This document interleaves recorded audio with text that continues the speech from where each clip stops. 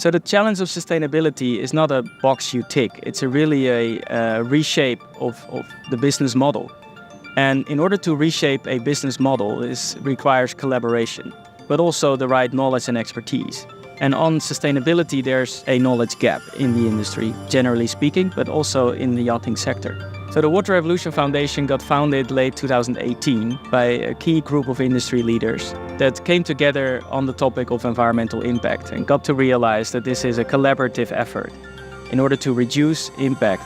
But reducing impact is half of the challenge ahead of us. We also need to look after our oceans. In 2018, as we were putting together the Water Revolution Foundation, I found out that there was a directive from the International Maritime Organization, IMO, that shipping should have 50% less pollution than in 2018, in 2050.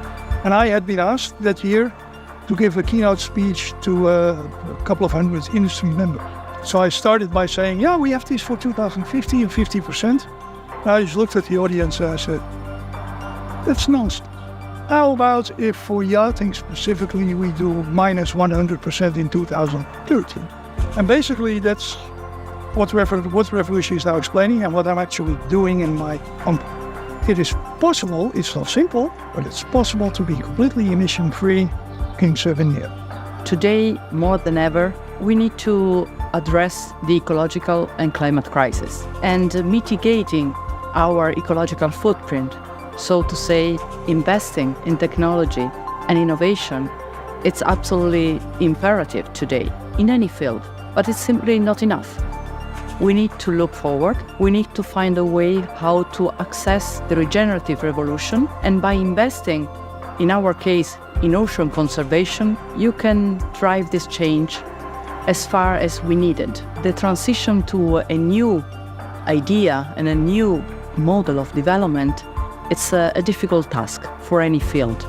The superyachting industry is moving forward because it's well aware about the resources it's using. That's why we try to be really proactive, taking ownership of the ecological footprint, reinvesting in ocean conservation in order to have a positive impact, and all together to lead the way to regenerative development we all need.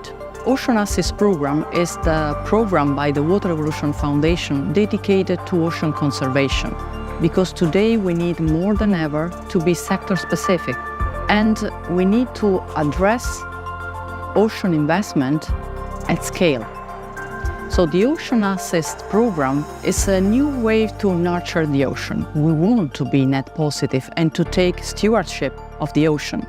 Throughout a collective effort, a real ocean strategy by an entire industry.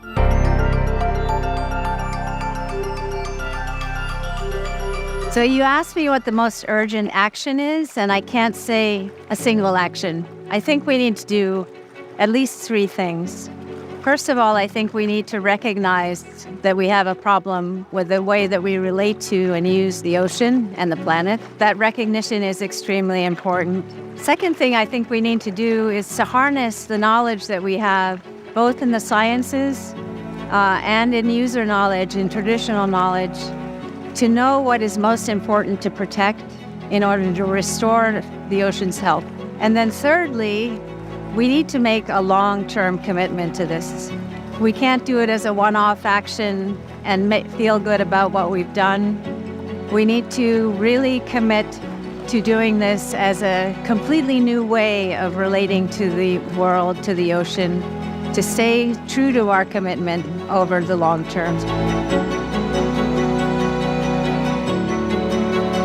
The yachting industry is researching a lot of various areas to improve the sustainability and reduce the footprint. This covers areas how we actually produce the goods. Many shipyards have started putting solar panels on their roofs. We are thinking here to create a methanol power station which serves as a testing ground for methanol engines and delivers cleaner energy. And at the same time, we also looking at the operational side of the yachts. We are building a yacht which will have a methanol fuel cell, whereby the methanol is reformed into hydrogen. We are also looking at ways to save energy consumption in the day-to-day operation of the yachts. So overall, the industry is looking collaboratively at the broad spectrum of ways to reduce, especially power consumption. Matching human needs with those of the marine mammals should be very simple in paper. I mean, we live in the same environment. Most of the time we're abusing of their environment with our presence.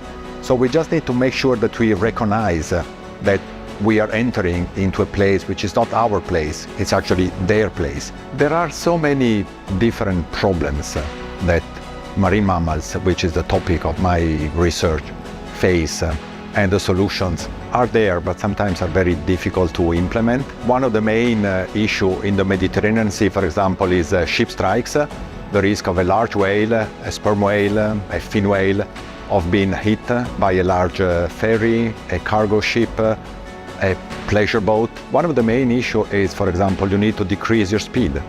If you go slower, the risk of hitting a whale decreases quite significantly.